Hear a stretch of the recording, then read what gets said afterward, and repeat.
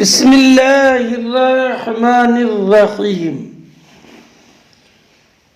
باب ما یکرہ من الحلف فی البیع۔ یہ باب اس بیان میں کہ مطلقاً بیع میں قسم کھانا مکروہ ہے۔ اگر قسم سچی ہو تو کراہت تنزیہ، اور اگر قسم جھوٹی ہو تو کراہت تحریم۔ حدثنا عمرو بن محمد قال حدثنا هشام قال اخبرنا العوام عن ابراہیم بن عبد الرحمن عن عبد الله بن ابي اوفى ان رجلا اقام سلعة وهو في السوق فحلف بالله لقد اعطي بها ما لم يعطى ليوقع فيها رجلا من المسلمين فنزلت ان الذين يشترون بعهد الله وايمانهم ثمنا قليلا۔ امام بخاری کے شیخ عمر ابن محمد بغدادی ہیں۔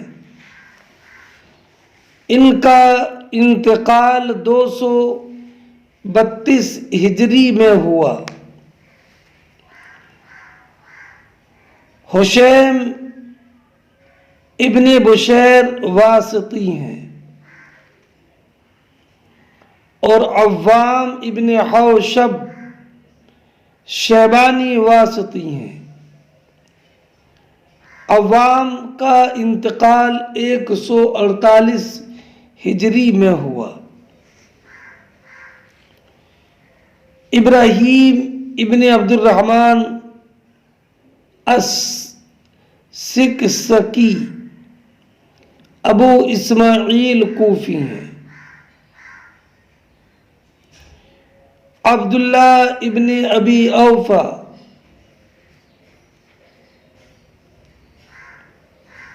عبداللہ ابن ابی اوفا یہ صحابی ہیں اور ان کے والد ابو اوفا کا نام علقمہ اسلمی ہے اور وہ بھی صحابی ہیں۔ عبداللہ ابن ابی اوفا کوفہ میں انتقال کرنے والوں میں سب سے آخر میں انتقال کرنے والے صحابی رسول ہیں۔ یہ ان صحابہ میں سے ہیں جن کو امام اعظم رضی اللہ تعالی عنہ نے دیکھا تھا۔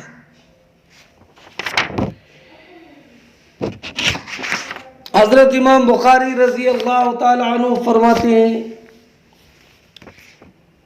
کہ ہم سے حدیث بیان کی عمر ابن محمد نے، انہوں نے کہا کہ ہم سے حدیث بیان کی حشیم نے، انہوں نے کہا کہ ہمیں خبر دی عوام نے، انہوں نے روایت کی ابراہیم بن عبد الرحمن سے، انہوں نے روایت کی حضرت عبداللہ ابن ابی اوفا سے کہ عبداللہ ابن اوفا رضی اللہ تعالی عنہ نے بیان فرمایا کہ ان رجلا اقام سلعة کہ ایک شخص نے بازار میں سامان لگایا بیچنے کے لیے، فحلف باللہ لقد اعطی بها، اور یہ قسم کھائی کہ اس سامان کی اتنی قیمت لگائی گئی ہے، معلوم یعطا، حالانکہ اتنی قیمت لگائی نہیں گئی تھی۔ یعنی اس نے قسم کھا کر اور جھوٹی قسم کھائی کہ اس سامان کی اتنی قیمت مل رہی تھی، حالانکہ اتنی قیمت اس سامان کی مل نہیں رہی تھی، کسی نے اتنی قیمت لگائی نہیں تھی۔ اس کی جھوٹی قسم کھانے کا مقصد لِيُوقِعَ فِيهَا رَجُلًا مِّنَ الْمُسْلِمِينَ، مقصد یہ تھا کہ یہ کسی مسلمان کو پھانس لے اور دھوکہ دے، دوسرا مسلمان یہ محسوس کرے کہ جب یہ سامان اتنے میں پہلے سے بک رہا تھا تو اب اتنے میں سامان یہ خریدنا مہنگا نہیں ہے، اس لیے اس نے یہ جھوٹی قسم کھائی۔ فنزلت، تو یہ آیت کریمہ نازل ہوئی، ان الذین یشترون بعہد اللہ وایمانہم ثمنا قلیلا اولئک لا خلاق لهم فی الآخرہ ولا يكلمهم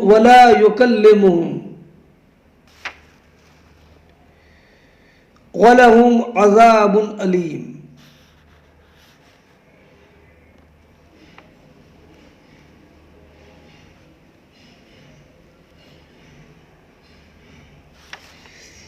کہ بے شک وہ لوگ جو اللہ کے عہد اور اپنی قسموں کے بدلے ذلیل دام لیتے ہیں، آخرت میں ان کا کچھ حصہ نہیں، اور اللہ نہ ان سے بات کرے نہ ان کی طرف نظر فرمائے قیامت کے دن، اور نہ انہیں پاک کرے، اور ان کے لیے دردناک عذاب ہے۔ یہ سورہ آل عمران کی 77ویں آیت ہے۔ پوری آیت یہ ہے، ان الذین یشترون بعہد اللہ وایمانہم ثمنا قلیلا اولئک لا خلاق لهم فی الآخرہ ولا یکلمہم اللہ ولا ینظر الیہم یوم القیامہ ولا یزکیہم ولہم عذاب علیم۔ اس آیت کے شان نزول میں یہ بھی کہا گیا کہ یہ آیت یہود کے احبار اور ان کے رؤساء ابو رافع کنانہ ابن ابی الحقیق اور کعب ابن اشرف حوی ابن اخطب کے حق میں نازل ہوئی، جنہوں نے اللہ تعالیٰ کا وہ عہد چھپایا تھا جو سید عالم صلی اللہ علیہ وسلم پر ایمان لانے کے متعلق ان سے توریت میں لیا گیا۔ انہوں نے اس کو بدل دیا اور بجائے اس کے اپنے ہاتھ سے کچھ کا کچھ لکھ دیا، اور جھوٹی قسمیں کھائی کہ یہ اللہ کی طرف سے ہے، اور یہ سب کچھ انہوں نے اپنی جماعت کے جاہلوں سے رشوتیں اور زر حاصل کرنے کے لیے کیا۔ ایک قول یہ ہے اس آیت کے شان نزول میں۔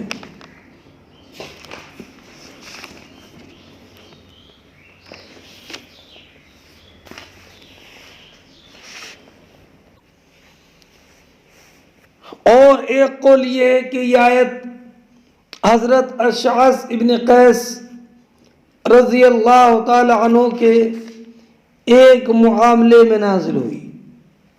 شقیق ابن سلمہ کہتے ہیں کہ ہم سے حضرت عبداللہ ابن مسعود رضی اللہ تعالی عنہ نے یہ حدیث بیان کی کہ نبی اکرم صلی اللہ تعالی علیہ وسلم نے فرمایا کہ جو شخص کسی مسلمان کا مال ناحق لے گا پھر تو جب اللہ عز و جل سے ملاقات کرے گا تو اللہ تعالی غضبناک ہوگا۔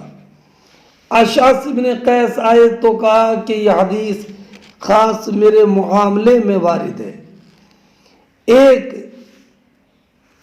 ایسے کنویں کے بارے میں ایک چچا زاد بھائی سے میرا جھگڑا ہوا جو کنواں میرا تھا مگر قبضے میں اس کے تھا۔ میں نبی کریم صلی اللہ تعالی علیہ وسلم کے یہاں اپنا یہ معاملہ لے کر پہنچا۔ اس نے میری ملکیت کا انکار کر دیا تو نبی اکرم صلی اللہ تعالی علیہ وسلم نے مجھ سے فرمایا ثبوت پیش کرو ورنہ اس پر قسم ہے۔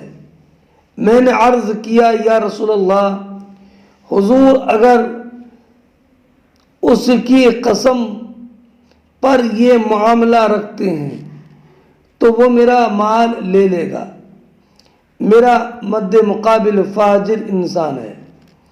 تو نبی کریم علیہ الصلوۃ والسلام نے یہ ارشاد فرمایا کہ جو شخص کسی مسلمان کا مال ناحق لے گا جب اللہ تبارک و تعالی سے ملاقات کرے گا تو اللہ تعالی غضبناک ہوگا۔ اور یہ آیت سرکار نے اس وقت میں تلاوت کی۔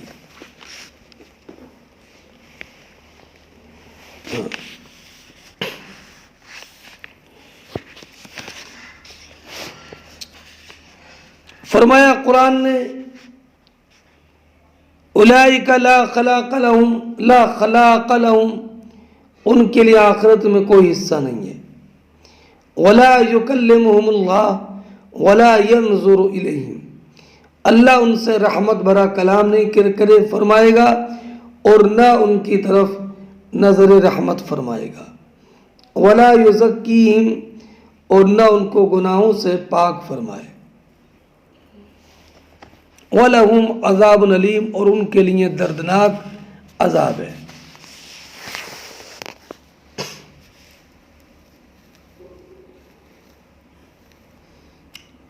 ایک روایت میں کہ نبی اکرم صلی اللہ تعالی علیہ وسلم نے ارشاد فرمایا ثلاثۃ لا یکلمہم اللہ ولا ينظر إليهم يوم القيامة ولا يزكيهم ولهم عذاب علیم۔ تین لوگ وہ ہیں جن سے اللہ نہ کلام فرمائے اور نہ ان کی طرف نظر رحمت فرمائے قیامت کے دن اور نہ انہیں گناہوں سے پاک کرے اور ان کے لیے دردناک عذاب ہے۔ ابو ذر کی سے یہ روایت ہے۔ تو ابو ذر کہتے ہیں میں نے کہا یا رسول اللہ من ہم خسروا وخابوا یہ گھاٹا اٹھانے والے ناکام لوگ کون ہیں؟ تو سرکار نے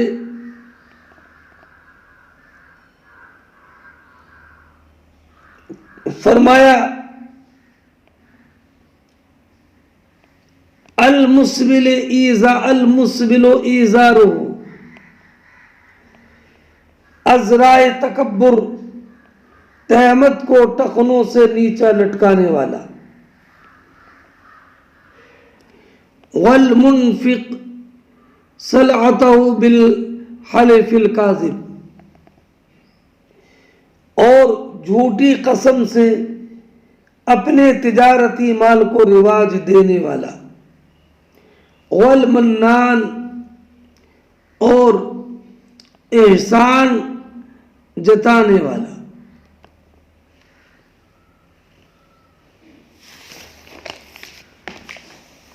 اس سے یہ معلوم ہوا کہ تجارت میں جھوٹی قسمیں کھانا ناجائز ہے۔ باب ما قیل فی السواغ، یہ بات اس بیان میں جو کہ سنار کے حق میں کہا گیا، اور اس کے بعد میں لوہار کا بھی ذکر ہوگا، بڑھئی کا بھی ذکر ہے، کپڑے بننے والے کا بھی ذکر ہے۔ ان تراجم کو قائم کر کے امام بخاری رضی اللہ تعالی عنہ کی مراد یہ ہے کہ یہ پیشے نبی کریم علیہ السلام کے زمانے میں تھے، اور نبی اکرم صلی اللہ تعالی علیہ وسلم نے ان کو برقرار رکھا۔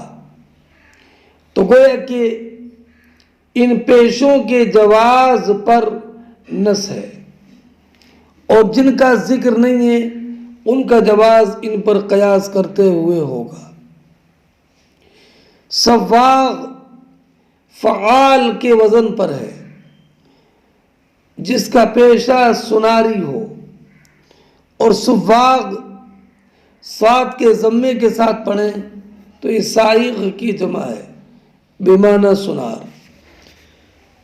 وقال طاؤوس عن ابن عباس قال النبي صلی اللہ علیہ وسلم لا يختل خلاها، وقال العباس الا الازخر فانه لقينهم وبيوتهم، فقال الا الازخر۔ حضرت طاؤوس روایت کرتے ہیں عبداللہ ابن عباس رضی اللہ تعالی عنہما سے کہ نبی اکرم صلی اللہ تعالی علیہ وسلم نے ارشاد فرمایا لا یختل خلاہا، کہ مکہ مکرمہ کی گھاس نہ کاٹی جائے۔ تو حضرت عبداللہ ابن عباس رضی اللہ تعالی عنہ نے عرض کیا الا الازخر، مگر ازخر، یعنی یا رسول اللہ ازخر کا گھاس کاٹنے کی اجازت عطا فرما دے۔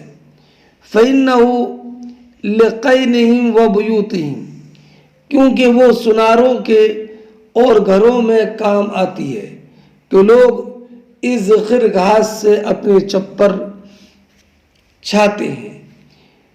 تو الا الازخر، حضور نے فرمایا ٹھیک ہے ازخر گھاس کاٹنے کی اجازت ہے۔ مطابقت ترجمۃ الباب سے سرکار حضرت عباس کے اس قول میں لقینہم، اس لیے کہ قین کا اطلاق لوہار اور سنار دونوں پر ہوتا ہے۔ یہ تعلیق کتاب الحج میں اسناد کے ساتھ مذکور ہے، جو کتاب الحج میں باب لا ينفر سید الحرم۔ حدثنا عبدان قال اخبرنا عبد الله قال اخبرنا يونس عن ابن شهاب قال اخبرني علي بن حسين ان حسين بن علي قال اخبره ان عليا قال كانت لي شارف من نصيبي من المغنم،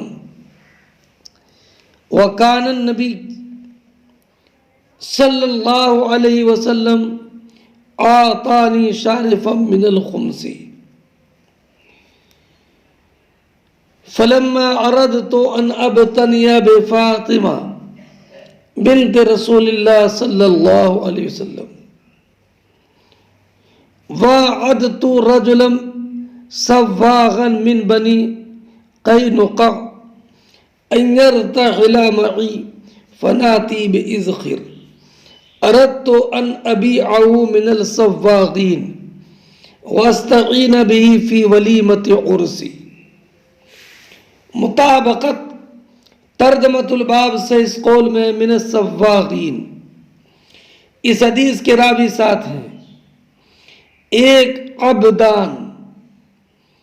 عبدان لقب ہے عبداللہ ابن عثمان ابن جبلہ ازدی کا، دوسرے راوی ہیں عبداللہ ابن مبارک، تیسرے ہیں یونس ابن یزید، چوتھے ہیں محمد ابن مسلم ابن شہاب زہری، پانچویں علی ابن حسین ابن علی ابن ابی طالب رضی اللہ تعالی عنہم، چھٹے حسین ابن علی ابن ابی طالب امام حسین، ساتویں حضرت مولا علی مرتضی رضی اللہ تعالی عنہ۔ اس حدیث میں شارف کا لفظ ہے، شارف کا معنی ناقۃ عظیمہ، اور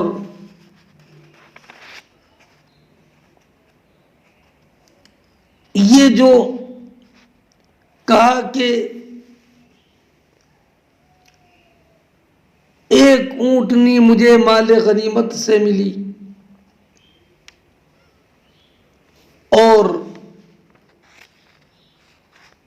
ایک اونٹنی نبی کریم علیہ الصلاۃ والسلام نے مجھے خمس سے دی، تو خمس غزوہ بنی نذیر کا جو خمس تھا اس سے دیا تھا حضور نے۔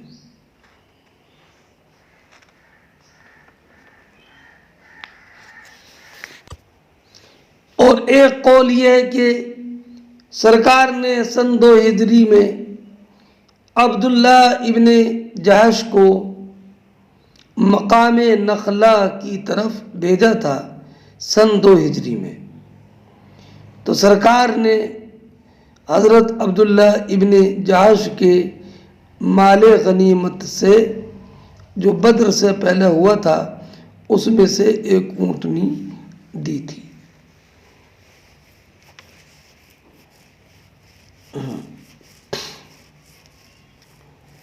حضرت علی مرتضی رضی اللہ تعالی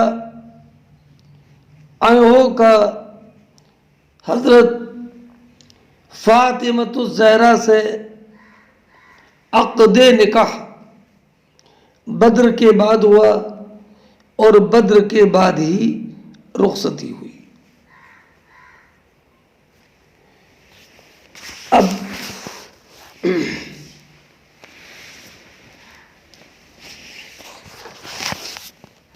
ترجمہ دیکھیں،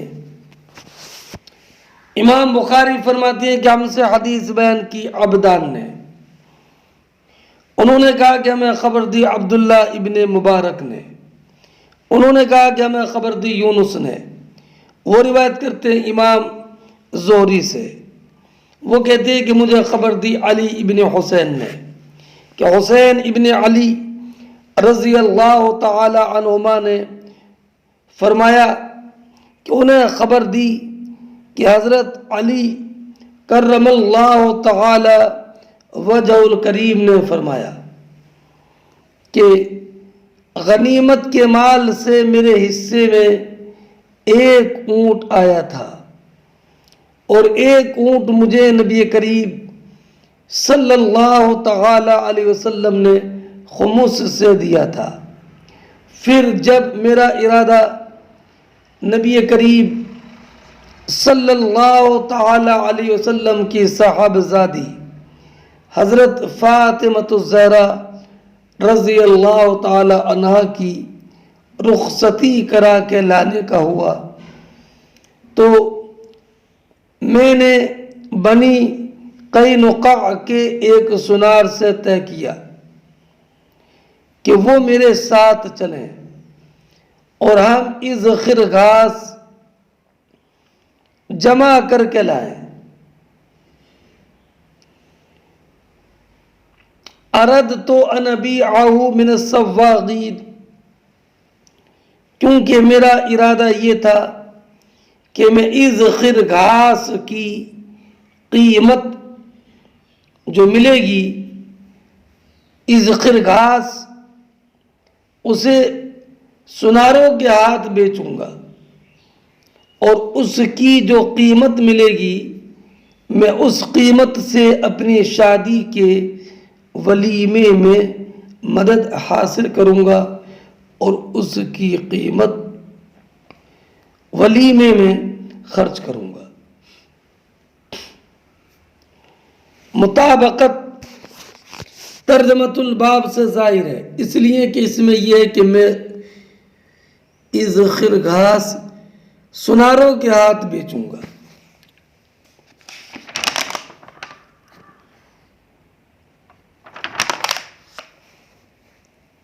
اب اس خر کے تعلق سے میں نے آپ کو بتایا کہ یہ ایک خوشبودار گھاس تھی، کپڑے دھونے اور سناروں کے کام آتی تھی۔ اس زمانے میں مکانوں کی چھتوں میں بھی استعمال کرتے اور قبروں کو بند کرنے میں بھی جو پتھر لگائے جاتے ان کے قریب جھرو کے بند کرنے میں اس خرگاس کام آتی۔ تو جب نبی اکرم صلی اللہ تعالی علیہ وسلم نے مکے کی گھاس اکھیڑنے سے منع فرمایا تو حضرت عباس نے عرض کی، حضور یہ سناروں اور مکانوں کے کام آتی ہے، اس کی ممانعت نہ فرمائی جائے۔ تو نبی اکرم صلی اللہ تعالی علیہ وسلم نے اس خرگاس کاٹنے کی اجازت عطا فرمائی، جس سے معلوم ہوا کہ اللہ تعالیٰ نے حضور کو کسی ممنوع کو مباح کر دینے کا اختیار بھی عطا فرمایا تھا۔ اور ولیمہ شادی کے دوسرے دن جو کھانا کھلایا جاتا ہے اس کو ولیمہ کہتے ہیں۔ عرس خوشی کو کہتے ہیں۔ اگر عرس کی نسبت زندے کی طرف ہو تو اس سے شادی مراد ہوتی ہے، اور اگر وفات شدہ شخص کی طرف ہو تو اس سے مراد وہ کھانا اور تبرکات مراد ہوتے ہیں کہ جو ان کے ایصال ثواب کے لیے ہوں۔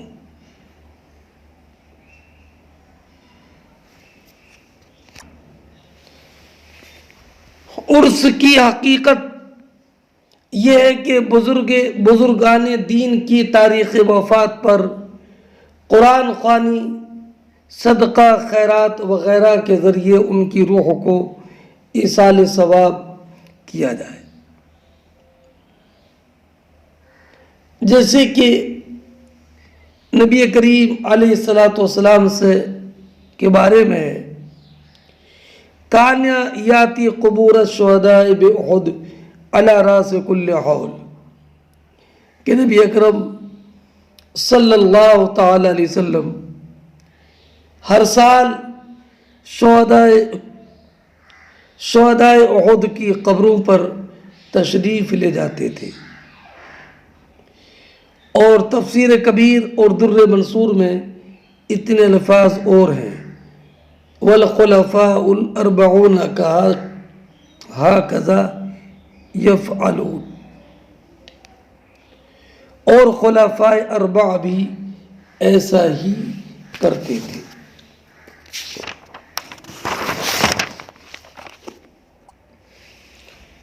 اس حدیث سے چند مسائل معلوم ہوئے. پہلا مسئلہ تو یہ کہ اذخر گھاس کی بے جائز ہے، ایسے ہی دیگر تمام مباحات، دیگر گھاسیں وغیرہ. اور اس سے یہ بھی معلوم ہوا کہ سنار اگرچہ یہودی ہو اس سے بیع کا معاملہ جائز ہے. اور یہ بھی معلوم ہوا کہ اہل فن سے، اہل ہنر سے استعانت حاصل کرنا جائز ہے. اور یہ بھی معلوم ہوا کہ ولیمے کی تیاری کے لیے استعانت اور اس کے لیے کمانا اور محنت کر کے اس کی تیاری کرنا یہ عمدہ کسب ہے. اور یہ بھی معلوم ہوا کہ ولیمے کا کھانا ناکح پر ہے، یعنی شوہر پر ہے.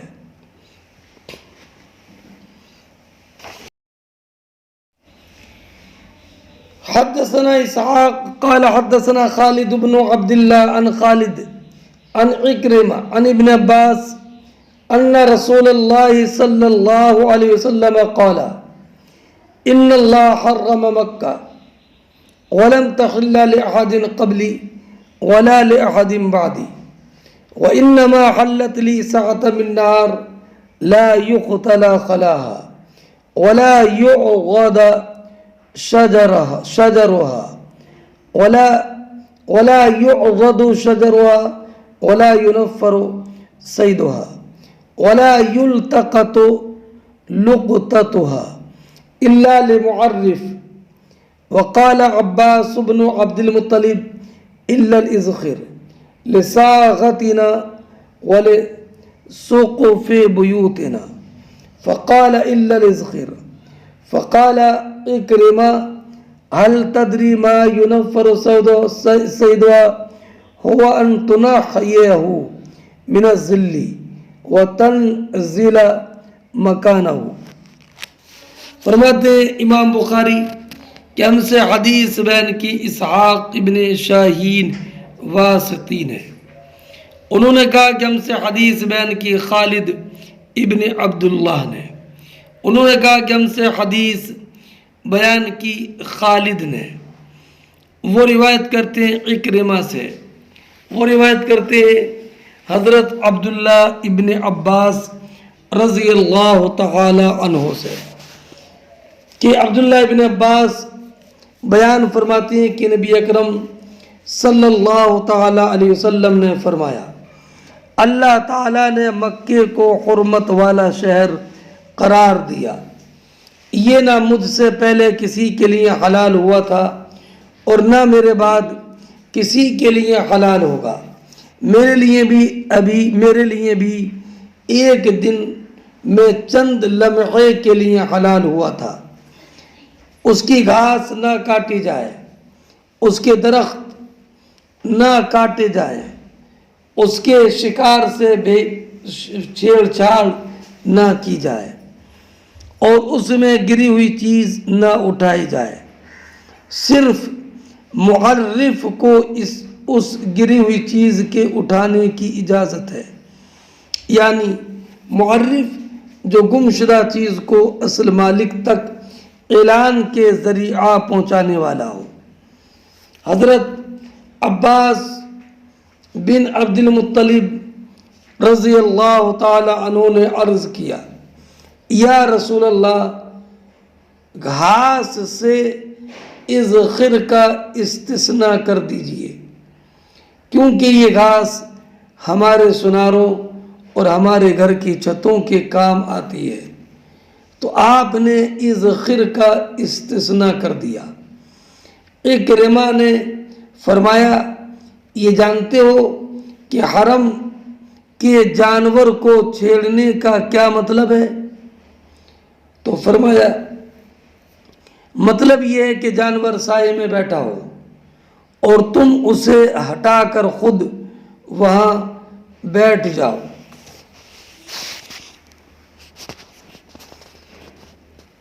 قال عبد الوهاب عن خالد لساغتنا وقبورنا،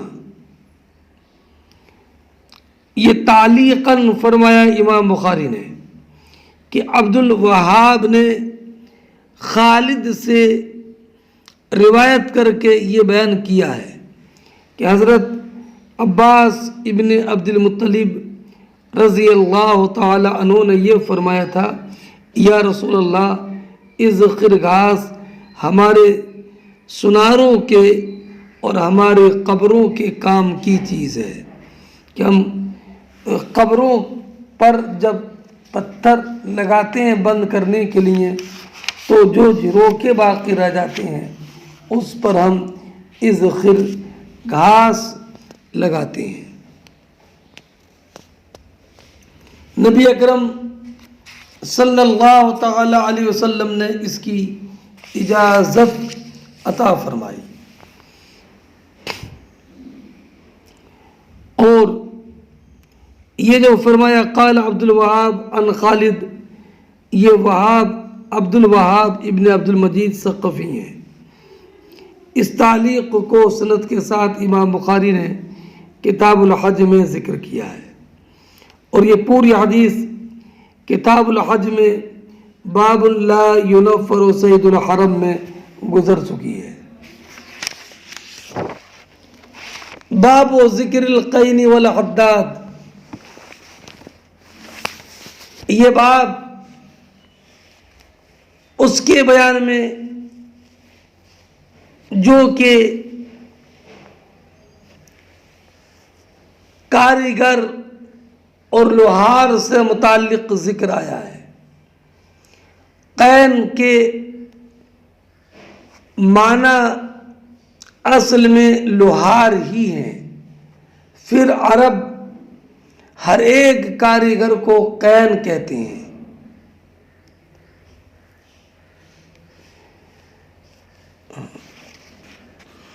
اصل میں قین کا اطلاق کئی معنی پر ہوتا ہے۔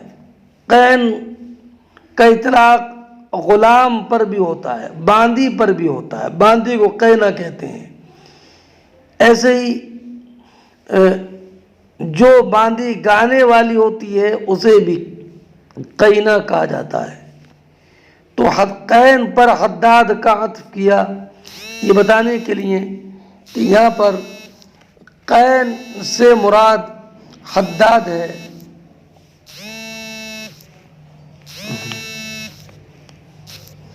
حدثنا محمد بن بشار قال حدثنا ابن ابی عدی عن شعبہ عن سلیمان عن ابی الضحى عن مسروق عن خباب قال كنت قینا فی الجاہلیہ وكان لي على العاص بن وائل دين فأتيته أتقاضاه قال لا أعطيك حتى تكفر بمحمد صلى الله عليه وسلم فقلت لا أكفر حتى يميتك الله ثم تبعث قال دعني حتى أموت وأبعث فسأوتي مالا وولدا فأقضيك فنزلت أفرأيت الذي كفر بآياتنا وقال لا أوتين مالا وولدا اطلع الغيب ام اتخذ عند الرحمن عہدا۔ مطابقت ترجمۃ الباب سے اس قول میں ہے کنت قینا فی الجاہلیہ۔ اس حدیث کے 7 راوی ہیں محمد ابن بشار، دوسرے ابن ابی عدی، یہ محمد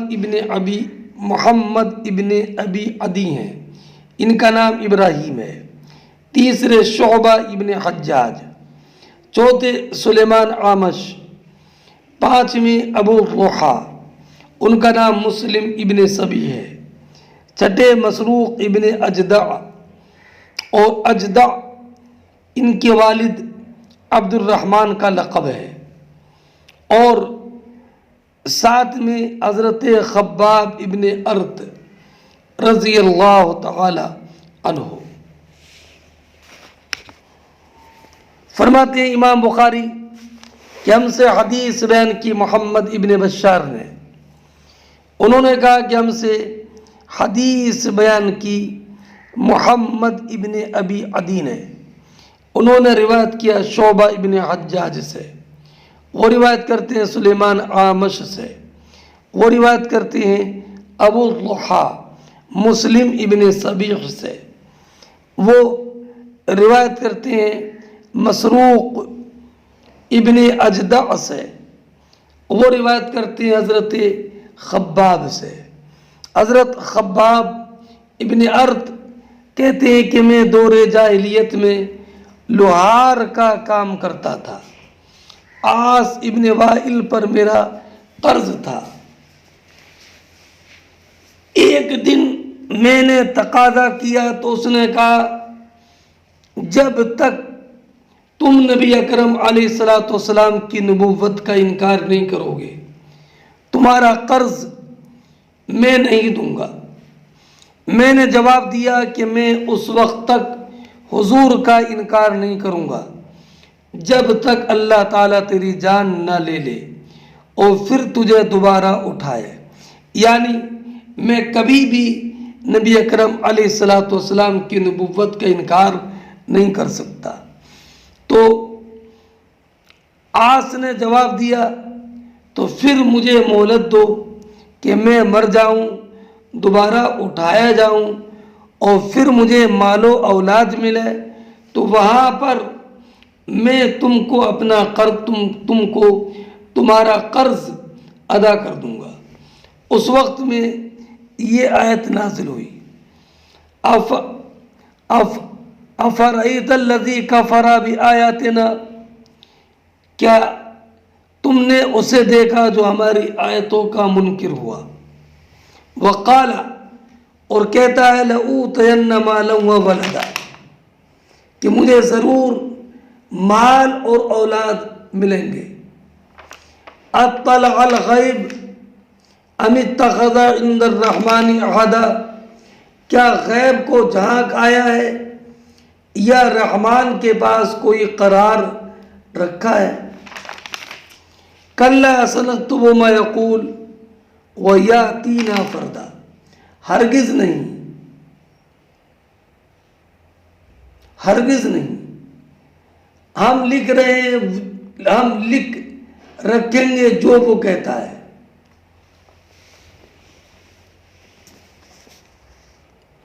وَنَمُدُّ لَهُ مِنَ الْعَذَابِ مَدًّا، اور اسے خوب لمبا عذاب دیں گے۔ وَنَرِثُهُ مَا يَقُولُ وَيَأْتِينَا فَرْدًا، اور جو چیزیں کہہ رہا ہے ان کے ہم وارث ہوں گے اور ہمارے پاس اکیلا آئے گا۔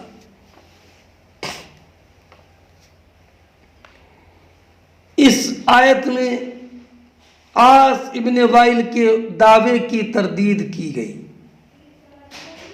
اور یہ بتایا گیا کہ وہ جو دعویٰ کرتا ہے غلط ہے، وہ تو عذاب شدید کا مستحق ہے، قیامت کے دن بے یار و مددگار اکیلا ہی آئے گا۔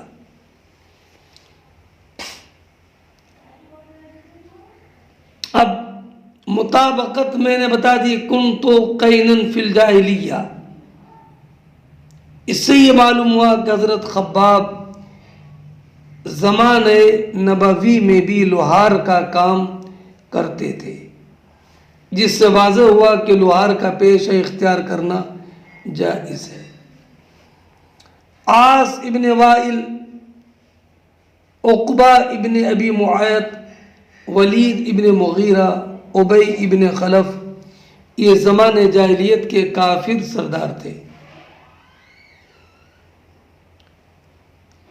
مقاتل کہتے ہیں کہ حضرت خباب نے عاص ابن وائل کو زیور بنا کر دیا اور اجرت مانگی تو کہنے لگا تم مسلمان تو اس بات کے قائل ہو کہ جنت میں چاندی، سونا، ریشم، حور و غلمان ملیں گے تو اجرت بھی جنت میں لے لینا۔ یہ بات عاص ابن وائل نے مسلمانوں کے عقیدے کا مذاق اڑانے کے لیے کہی تھی، کیونکہ وہ حشر و نشر کا قائل نہ تھا۔ حضرت خباب نے جو یہ کہا کہ میں اس وقت تک حضور کا انکار نہ کروں گا جب تک اللہ تعالیٰ تمہاری جان نہ لے اور تم دوبارہ اٹھائے جاؤ، تو یہ حضرت خباب نے عاص ابن وائل کے عقیدے کے مطابق کہی تھی، کیونکہ وہ دوبارہ اٹھنے کا قائل نہ تھا۔ تو حضرت خباب کے اس جملے کا مطلب یہ ہوا کہ میں کبھی بھی حضور کا انکار اور حضور کی نبوت کا انکار نہیں کر سکتا۔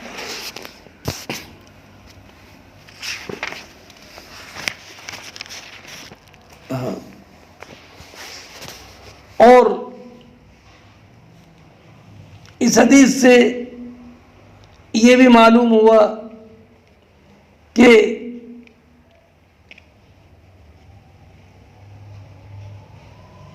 جو انسان حق کا مخالف ہو اور اس سے ظلم و سرکشی کا اظہار ہو جائے تو ایسے انسان سے قرض کے مطالبے میں سختی کرنا جائز ہے۔ اور یہ بھی معلوم ہوا کہ جو انسان استہزاءً کوئی کلمہ کہتا ہے تو اس کلمے کو لکھ لیا جاتا ہے، قیامت کے دن اس پر اللہ رب العزت کی رحمت اس سے دور ہو جائے گی،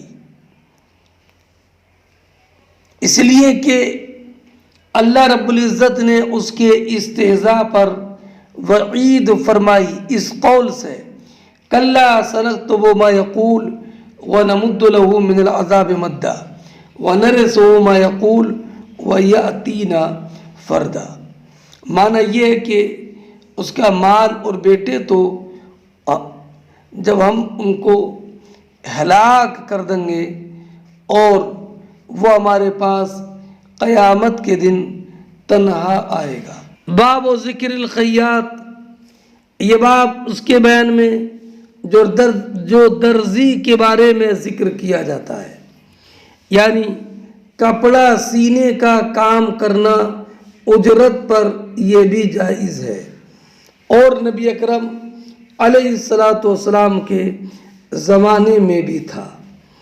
حدثنا عبداللہ بن یوسف قال اخبرنا مالک عن اسحاق بن عبد الله بن ابی طلحہ انه سمع انس بن مالک يقول ان خیاطا دعا رسول اللہ صلی اللہ علیہ وسلم لطعام صنعه قال انس بن مالک فذهبت مع رسول الله صلی اللہ علیہ وسلم الى ذلك الطعام فقرب إلى رسول الله صلى الله عليه وسلم خبزا ومرقا فيه دباء وقديد فرأيت النبي صلى الله عليه وسلم يتتبع الدباء من حوالي القصعة قال فلم أزل أحب الدباء من يومئذ۔ امام بخاری فرماتے ہیں کہ ہم سے حدیث بیان کی عبداللہ ابن یوسف نے، انہوں نے کہا کہ ہمیں خبر دی مالک نے، انہوں نے روایت کیا اسحاق ابن عبداللہ ابن ابی طلحہ سے، انہوں نے انس ابن مالک رضی اللہ تعالیٰ عنہ کو سنا۔ انس ابن مالک رضی اللہ تعالیٰ عنہ بیان فرماتے ہیں کہ ایک درزی نے نبی کریم صلی اللہ علیہ وسلم کے لیے کھانا تیار کیا اور آپ کو بلایا۔ انس کہتے ہیں کہ میں بھی نبی کریم صلی اللہ تعالی علیہ وسلم کے ساتھ تھا۔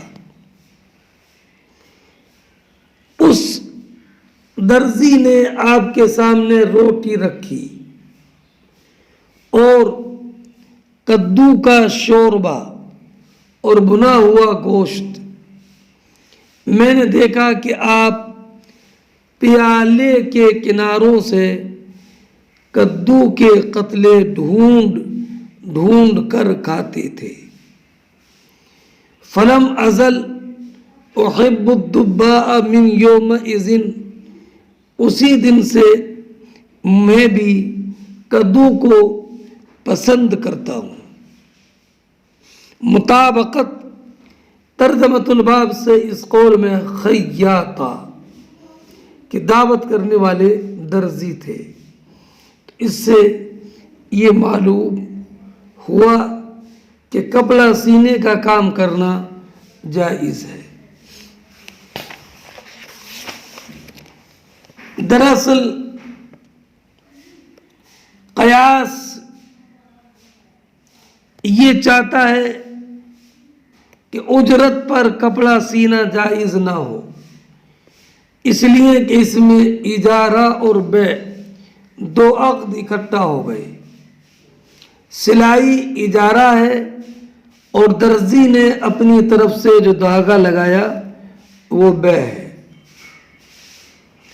سلائی کی اجرت، دھاگے کی قیمت ایک دوسرے سے متمیز نہیں، اجرت ایک ہی طے ہوتی ہے۔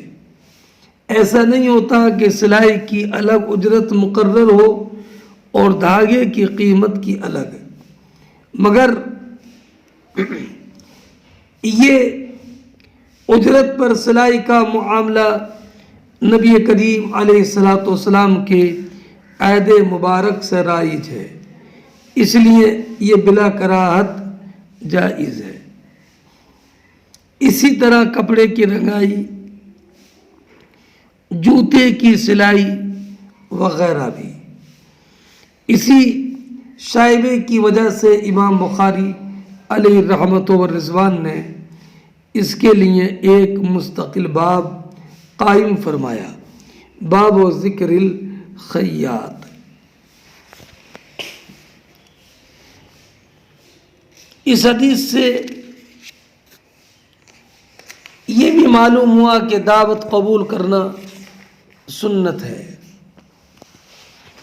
اور یہ بھی معلوم ہوا کہ نبی کریم علیہ السلام کس قدر متواضع تھے کہ اگر درزی بھی دعوت کرتا تو حضور اس کی دعوت قبول فرماتے۔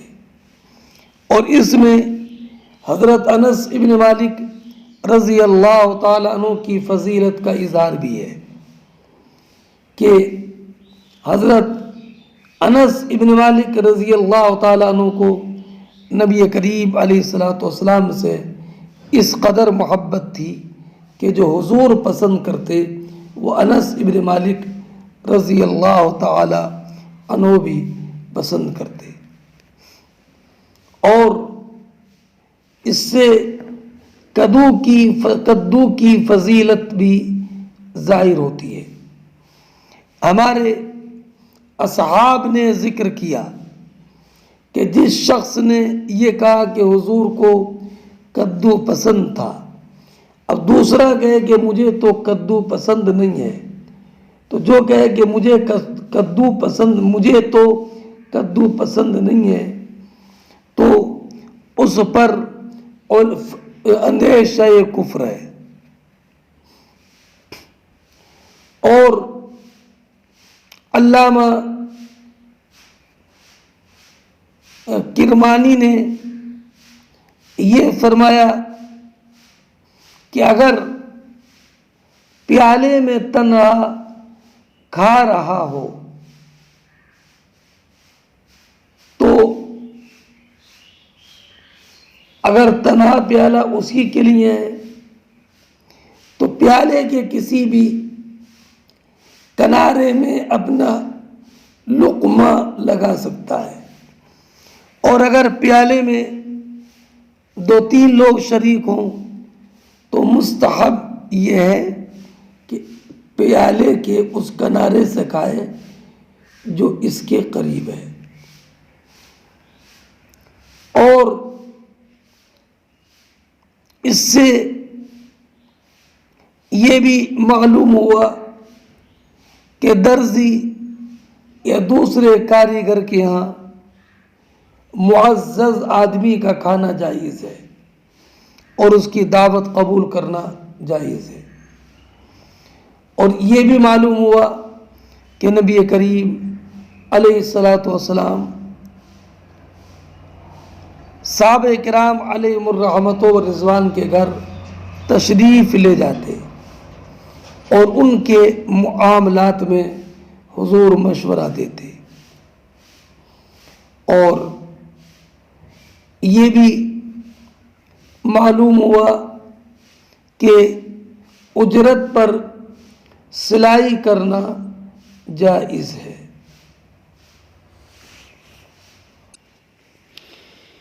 اس سے یہ معلوم ہوا کہ ایمان کی نشانی یہی ہے کہ ہر اس چیز سے محبت رکھے جس کو حضور سے نسبت ہو، خواہ وہ انسان ہو یا حیوان، جمادات ہو یا نباتات۔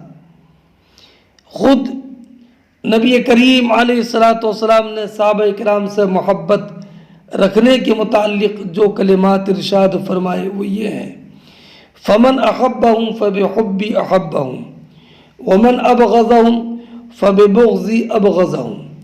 جس نے صحابہ سے محبت کی تو میری محبت کی وجہ سے محبت کی، اور جس نے ان سے بغض رکھا تو مجھ سے بغض رکھنے کی وجہ سے بغض رکھا۔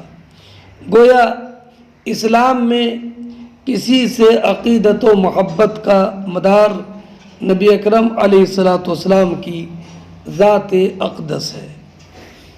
اور